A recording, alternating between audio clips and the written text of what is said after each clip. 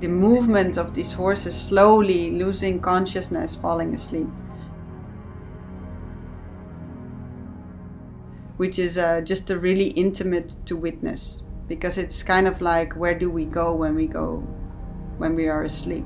You know, we are still there and we're alive, but our minds are elsewhere. It's like we are not there for a little while.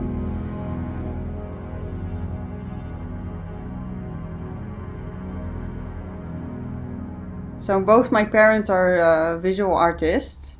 So first I wanted to become a veterinarian, actually. But then I wasn't, it wasn't my kind of study. So I ended up going to art academy. When I went there, when I finished my graduation project for Rietveld, really included like police dogs. I really wanted to kind of just make portraits of these police dogs, because I thought they were so interesting, that they were just trained to be a kind of a military tool, and at the same time they're supposed to be man's best friend. And I thought this kind of contradiction in these animals was really, that was my kind of first intuitive feeling. I wanted to portray these dogs. So that's where it kind of started.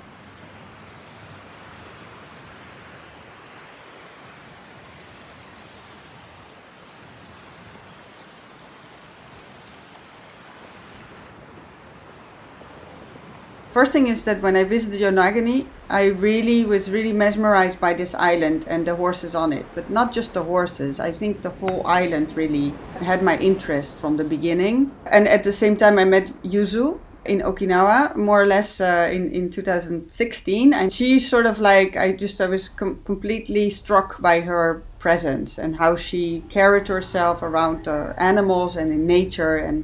And it was very similar attraction or interest to observe her as I did with the horses. So these were the two elements that I somehow thought maybe I can bring them together in this film. And I didn't know exactly how, but I thought maybe I can film an outsider coming to this island and being shown around basically by this native eyes of Yuzu.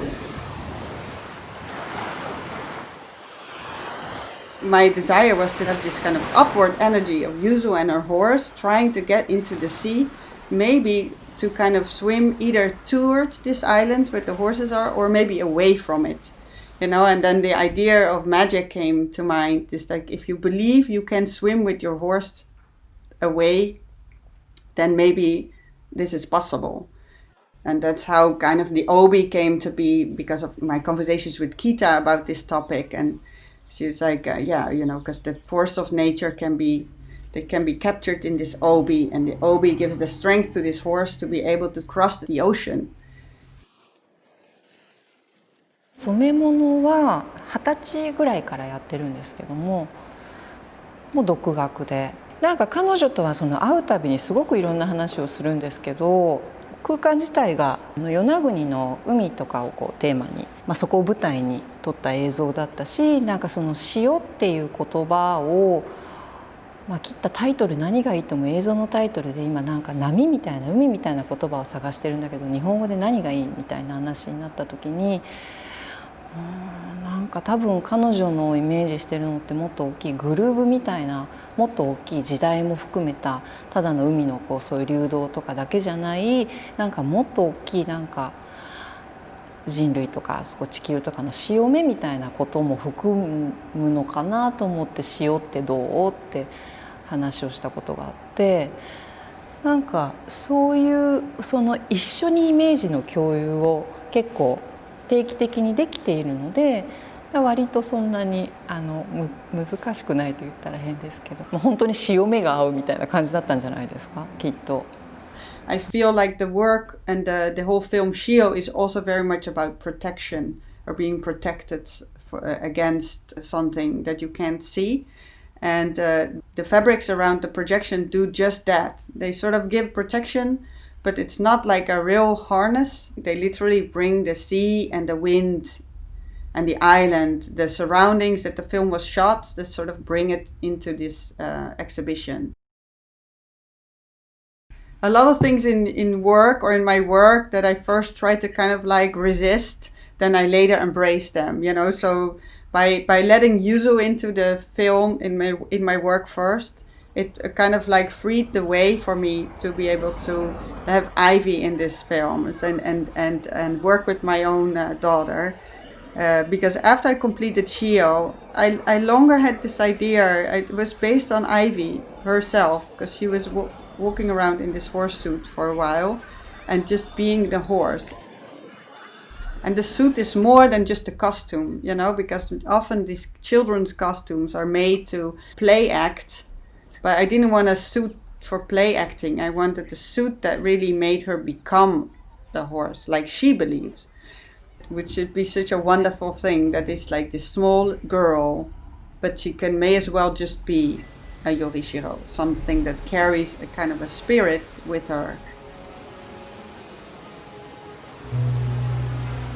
The definition of Yorishiro is very broad and can mean all kinds of things. For me, it's a very open concept also, but it is true that I feel like, but it's more something that I felt in hindsight that it of course applies to the objects that are in the show, because they all in a way sort of are carriers, and like the horse has always been a carrier for humankind, both practical way and in a for ephemeral way and symbolical way. It makes sense to have these objects there now with the film Yorishiro.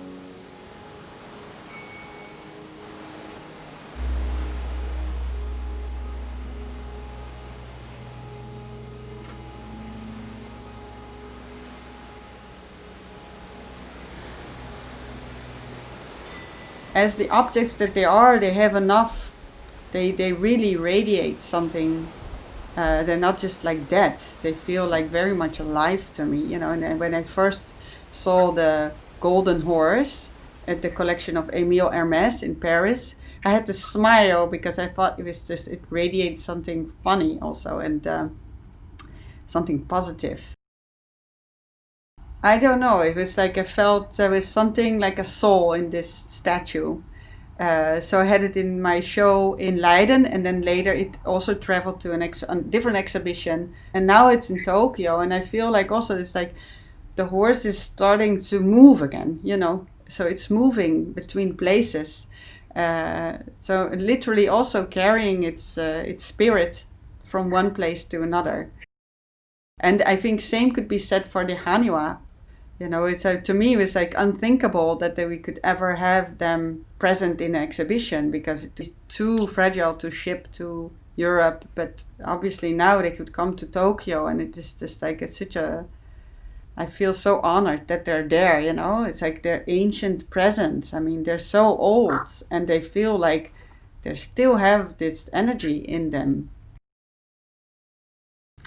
I would say like things that I'm really attracted to in both my horses, my life horses, and Yuzu and Ivy, but also in these statues is something very similar, and it's a kind of resilience.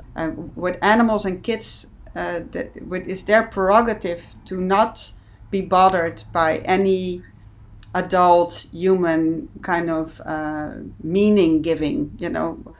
And in a way, in this show allows them to do that without denying the purpose of why they were here in the first place, you know. 彼女の作品や視点、思考を考えますと、やっぱオランダって土地の大半がこう人工的に作られた国で、自然とはとか人工とはっていうか、どこまでを自然なのかとか、そういうことをやっぱり考えさせられる国柄というか場所で、今回展示空間の中でもこの建物のガラスブロックの空間をこう、海のような空間に見立てるとか、やはりこう自然的な空間みたいなものと、そこにどう建築的な要素が入り込む余地をどう捉えるかっていうのは結構、試行錯誤したところではありますね。これ全部同心円状の線に載ってるんですけども、そういったことを無意識ながらも多分感じ取れるし、和っていう形っていうのは何かこう自然と人工のなんか関係の上でもしっくりくるかなみたいなことは、考えましたね。意識してましたね。私自身シャルロットさんの作品を今回見せていただいた時にとてもちょっと近しいものを個人的に感じたんですけれども、それはおそらく私もずっと小さい頃から馬に乗ったりとか自然の中で暮らしてきたというのがあって、馬を通してまた彼女の作品を通して私たちが今見ているもののその先に何があるのかっていうその可能性を提示してくれる力があるのかなと思ってました。なんか染色をしててもやっぱり自分のここ数年こういうことだったんだなって気づいたのは、自然界っていうのは、私たち人間とかを全部内包してて、もう私たちはそれをちょっといろんな方法で言語だったり、例えばものづくりだったり音楽だったりでそこからインスパイアをされて抽出してるだけっていう、すごくそういう感覚があって、なんかもっと大きい言葉にするなら、例えばそれが昔の人だったら神って思ったのかもしれないし、私たちだったら自然とか野生とかそういうふうに感じているあっちの領域にもうグンって入ってる感じ、シャルロットの写真っていうのが自分が今まで動物って感じてたものの壊されちゃうっていうか、言葉にするのはすごい難しいですけど、すごく今まで表面的に動物っていうのを感じてたんだなっていうふうに思いましたね。So the Bezoar, it is a stone that is found in the stomachs of ruminant animals. Back in the day, it was also found in the stomach of horses. Scientific point of view, it's like it starts as a stone that's being swallowed and then calcifies. All kind of sediments get left on this stone, and because it's in the stomach, it constantly moves around. It becomes to be like this ball that can just grow and grow and grow. And I found one that looked really beautiful and almost like a planet. They could be from inside the earth, or they could become from the universe.